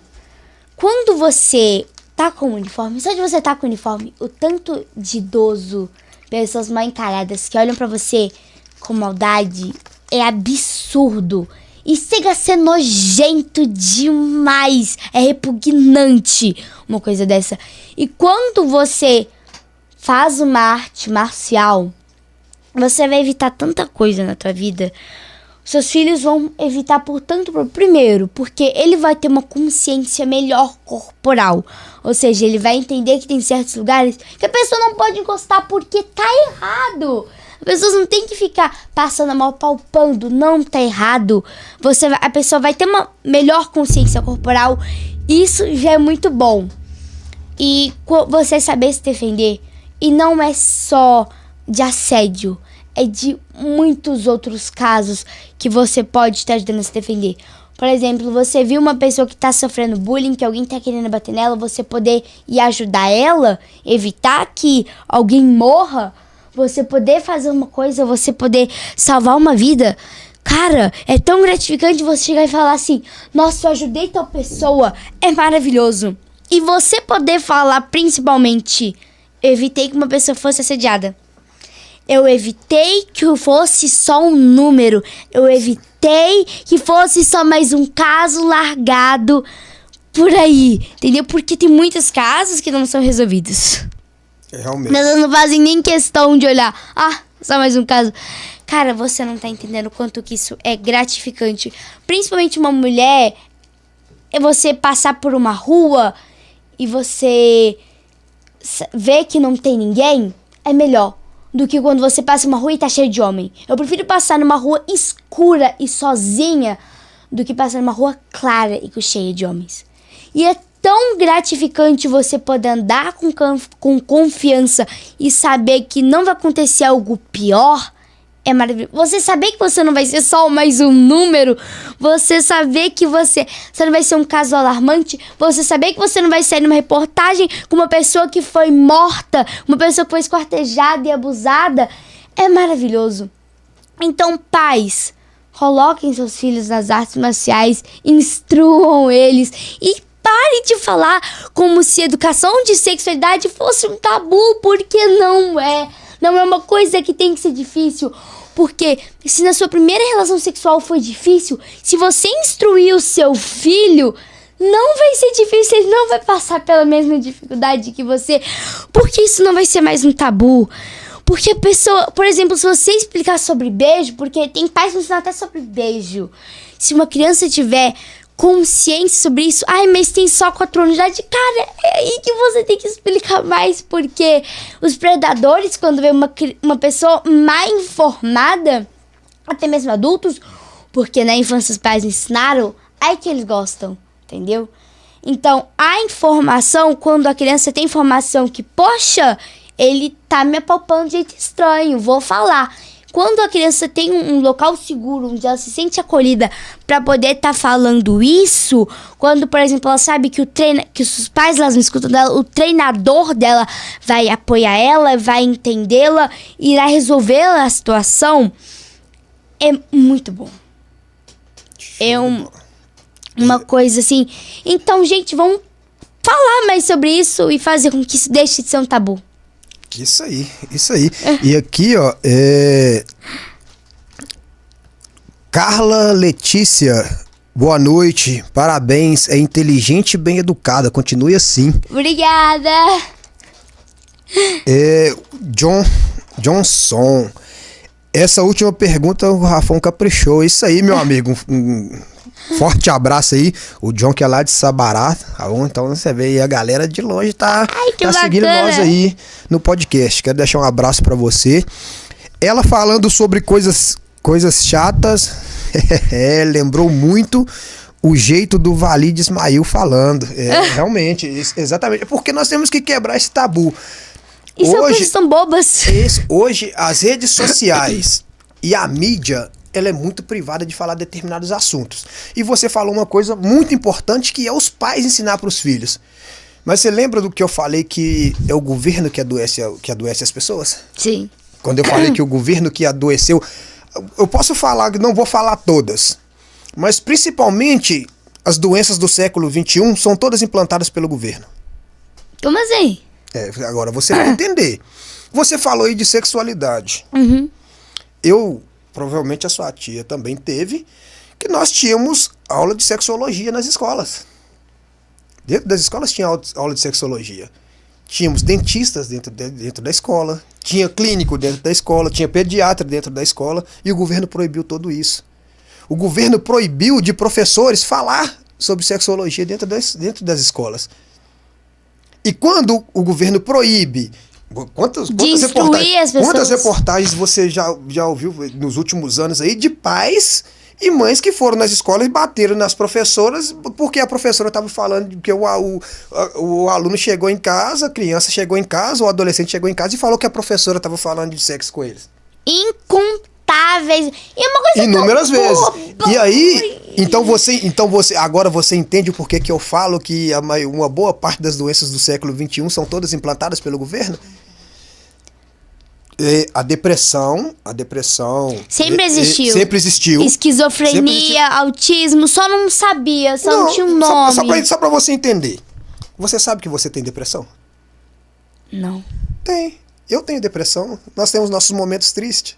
Mas depressão é uma coisa contínua. Não, mas uma coisa contínua. Durante mais de 3 meses. Uma coisa é um certo padrão. A depressão é o padrão. Então a depressão é um nível. Como o autismo.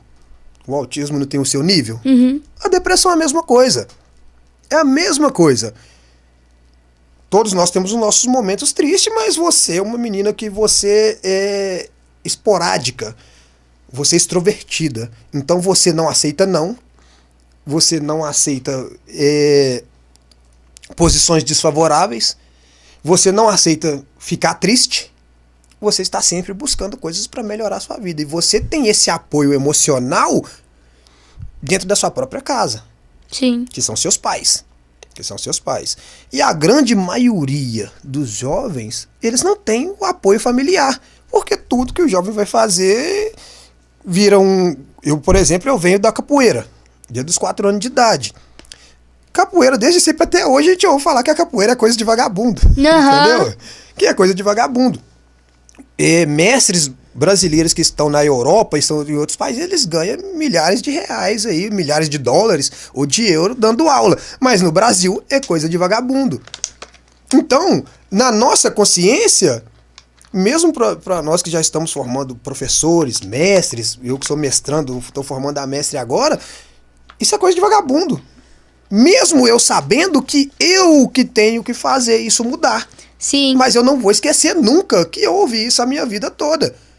Minha vida inteira. Gente que rouba. Exatamente. E aí, quando você está triste, vou te dar um exemplo. Vou te dar um entendimento aqui para vocês entenderem essa questão da depressão e para vocês que estão assistindo também. Quando você está triste e ninguém pode sentar com você e explicar para você que essa tristeza é natural da sua vida e que ela vai passar, vai chegar em determinado momento que você vai gostar da tristeza, você vai acostumar com ela. Tem pessoas, e você já viu pessoas que entram para dentro do quarto, tem pessoas que gostam de ficar sozinhas. Eu gosto de ficar sozinha no quarto. Mas você é igual eu gosto de ficar sozinho para me pensar no plano do dia seguinte. Você tá meio ansiedade, assim. Ansiedade. Então nós já usamos o nosso tempo sozinho para fazer algum plano para o próximo dia, porque nós somos ansiosos, entendeu? Nós somos ansiosos.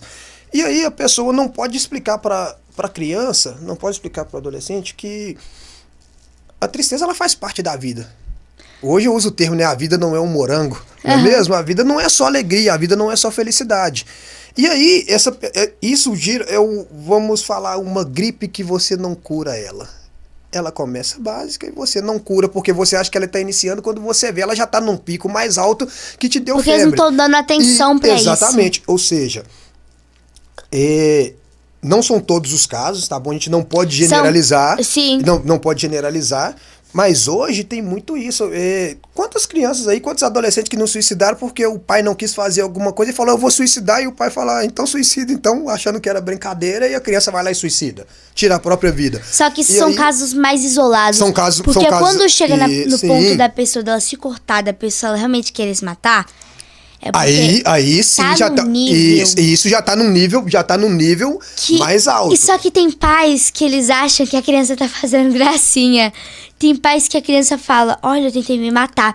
E os pais acham, tô só querendo chamar atenção. Cara, a pessoa não tá querendo chamar atenção. Ninguém finge ter depressão, a pessoa finge estar bem. A pessoa que tem depressão, ela finge estar bem. Exatamente. E aí, eles proibirem os pais de falar de determinados assuntos com as crianças. Vamos voltar aqui, onde nós estamos falando, eu entrei nessa parte da depressão para você ter um entendimento no que estávamos falando da sexualidade. Quando eles proíbem os pais de falar de determinados assuntos com a criança, ela vai ter um programa. nós somos um computador. Nós somos programados desde que nós nascemos. Desde que nós nascemos. Inclusive, você falou aí que o pai já tem que ensinar para a criança o que ela deve fazer, porque quando ela crescer, ela já vai ter aquele tino do que... Do que é certo, que é errado, que é normal. Que é errado. Nós somos programados. E aí, como você vai consertar um computador, ou você vai consertar essa televisão que está há 15 anos sendo programada para ser como ela é? Concorda? Exatamente. Você entendeu? Não tem como. Então, o governo proíbe e os pais já não têm muito apreço pela educação e falar... Apenas aceitam. Deixa ele lá com o celular na mão, deixa ele fazer o que ele quiser e depois eu vou culpar alguém. E aí, eles vêm depois e falam assim, vamos criar um mecanismo aqui de nós fingirmos que estamos ajudando as pessoas, porque se tem pessoas doentes, nós temos dinheiro. Se tem pessoas doentes, nós temos dinheiro. Eu roubo mais. Exatamente isso. E as coisas, e assim vão piorando. Então eu acho que todos os pais deveriam falar com os filhos, conversar com os filhos sobre isso, evitar esses tipos de situações. O feminicídio é um assunto aí que tem que ser tratado com muito mais força do que ele está sendo tratado. Eles tratam isso como se fosse uma coisa muito comum, uma coisa fácil. Uma coisa comum. Tá virando, é... na verdade, tá virando um novo normal. Tem pessoas que as pessoas estão deixando virar um novo normal. E não pode. Cara, isso não é normal. E não pode normalizar. Tem que ser feita uma reparação histórica urgentemente. Porque, vou ser bem sincera com você, principalmente o catolicismo, ele empregou muito essa teologia de que o homem tá acima da mulher. Vamos começar aqui isso desde a época das cavernas, tipo assim, os primeiros hominídeos, os primeiros homo sapiens, nem homo sapiens não, os meus neandertais já tinham esse conhecimento que o homem é mais, a mulher é menos. E as pessoas têm que parar de aceitar isso porque não faz sentido. Um complementa o outro. Porque se só um fosse bom, a mulher não existisse. Se só o homem fosse bom, não existe mulher. E se só a mulher fosse bom, não existe o homem. Os dois se complementam. Os dois precisam do outro. Eles precisam viver em harmonia. Eles não têm que ficar brigando. Esse cheio de extremos, sabe? O feminicídio não pode ser uma coisa tratada como normal. Eu já escutei de colega que fala, nossa, Ana Clara, você só fala de estupro, feminicídio. E eu vou continuar falando, porque se as pessoas não falarem com força, vão colocar pra debaixo do tapete, vai ser algo normal e vai só aumentar os casos. É exatamente isso aí. Por você falar sempre, às vezes eu sou muito chamado a atenção às vezes por isso, que eu pego determinados assuntos e falo sempre dele. Falo sempre daquele assunto. Mas é justamente por isso. Não é música chata que fica na mente. Sim. Pode ver, as piores músicas, todo mundo sabe cantar as piores músicas. Exatamente. Todo mundo sabe cantar as piores músicas. Então é exatamente isso. Então você tem que ser chato com determinados assuntos, mas é um assunto que ele é importante, é um assunto que ele não pode ser deixado de lado. Não. Não pode ser deixado de lado, ele não pode se tornar um novo normal. E para nós fecharmos aqui, nós vamos fechar a programação. É uma coisa que era para ter falado no início, mas eu deixei essa pergunta agora pro final. Os seus pais. Você vai falar agora quem são os pais da Pepita e eu quero que você deixe uma mensagem muito bonita para os seus pais aqui, porque se não fosse seus pais, você não estaria aqui conversando comigo, essa menina inteligente. Obrigada. Com esse hall de conhecimento e de medalhas também. Vou te falar uma coisa, os meus pais, eles são a minha base. Tipo assim, tudo que eu sei hoje, tudo que eu conquistei até hoje, tudo que eu consigo fazer hoje, foi porque um dia eles sentaram comigo e me explicaram, porque eles me ajudaram. E pai e mãe é só um no mundo, tá, gente? Então, cuide dos seus. E eu vou te falar uma coisa que eu sou muito grata a eles. Tipo assim, às vezes, toda vez que pode parecer que não, às vezes, tá? Eu sei que isso é meu filho, pode parecer que não, às vezes. Mas eu fico triste quando vocês falam que eu tô uma pessoa difícil de cuidar. Tipo, que eu não tô dando tão bons resultados, sabe? Eu fico triste, mas eu tô tentando melhorar. Porque, tipo assim, eu basicamente, tudo que eu faço, tudo que eu sou hoje, é porque vocês me ajudaram, entendeu? É porque eles me incentivam muito, eles me apoiam em tudo. Então, poxa, se a pessoa, tudo que eu quero ela me dá, tudo que eu preciso ela me dá. Não é tudo que eu quero, é tudo que eu preciso. Ela me dá carinho, me dá atenção. Eu não vou melhorar, não vou fazer isso por ela. Então, é uma relação muito mútua, sabe? É um amor incondicional lá em casa. A gente fala, mas amor incondicional, sabe? É um ambiente tranquilo, onde eu sinto que eu sou apoiada, eu sinto que realmente são pessoas que eu falo, cara, eu quero ser igual a eles quando eu crescer. Eu quero ser foda desse jeito quando eu crescer. É bom demais quando nós somos exemplo, né? Não é mesmo? Eu quero ser assim quando eu crescer. Então, ó, beijão. Amo muito vocês. Vocês são os meus maiores exemplos. Vocês vão estar pra sempre no meu coração. Desculpa todas as vezes que eu briguei, que eu fui chata, tá? Que eu falei demais, que eu não obedeci e que eu menti, tá bom? Perdão, amo muito vocês. Vocês são maravilhosos. Vocês sempre me ajudam, me apoiam em tudo. Eu sou muito grata a vocês. Beijão também pros meus treinadores. Beijão pra Baiana. Beijão pro Tigrão. Beijão pra Lelice Antunes, tá, gente? Segue ela no Instagram, ela é muito boa, ela trabalha 8 anos nisso. Ela é maravilhosa, personal trainer. Um beijão pra Baiana também, eu gosto muito de você. Você sempre me apoia, você me ajuda, entendeu? Beijão, Tigrão, amo suas piadinhas. Você é muito bom dando aula, Baiana, também gosto muito de você. Beijão pros meus professores também de escola, vocês me ajudam bastante a desenvolver esse raciocínio crítico. Beijão pros meus amigos, vocês me apoiam muito, vocês são muito legais. Muito obrigada pelo convite. Eu amei estar aqui. Espero poder sentar aqui nessa cadeira novamente e conversarmos com toda certeza. Esse ano ainda eu quero a Pepita aqui novamente. Vamos conversar e temos muita coisa para conversar. O John tá falando aqui, ó. Sim, esses tabus tem que ser falado mesmo. Ela tem uma oratória excelente. Obrigada, ela mesma poderia John. ser uma palestrante para o público da idade dela. E eu compartilho essa ideia aí, criar um canal no YouTube, da mesma forma que eu falei com o entrevistado anterior, falo com você, criar um canal no YouTube pro público da sua idade, porque você é incentivo. Entendeu? Você é incentivo para as meninas da sua idade, para os meninos da sua idade. Você já se tornou espelho para eles, entendeu? Você já se tornou exemplo para eles. Então é muito importante que você faça um trabalho, cria um canal no YouTube, porque você vai ter aí milhares de seguidores, e você fala muito bem, muito bem. Alessandra aqui, prima, te amo. É isso aí. Também te amo, muito inteligente. priminha. Então eu quero falar para os pais incentivar os seus filhos a participar do esporte, a fazer o esporte, entrar pro jiu-jitsu, apoiar os seus filhos, entendeu? Nós, professores, eu até postei hoje que mais importante para nós do que dar uma aula, do que dar um ensinamento, é ver o conhecimento, e a evolução pessoal, a evolução do caráter do aluno, porque com toda certeza a Ana Clara, a Pepita, é mais do que um orgulho para os professores, para os seus professores, tá bom? Muito obrigada. Para os seus professores, eu acredito que os seus professores estão muito honrados e muito felizes de ter você como aluna e de principalmente ver como você lidar com situações adversas, porque não é toda pessoa que senta aqui e consegue fazer uma entrevista como você fez, tá bom? Então, eu acredito que os seus professores estão muito felizes e eu acho que o mais importante para o professor é isso. Talvez daqui 10, 15 anos, quando ela tiver mais velha e maior de idade, ela não queira ser uma lutadora de jiu-jitsu, não queira ser professora de jiu-jitsu, mas quando olha pra você ver, quer ser psiquiatra, então mas o esporte tá formando o seu caráter.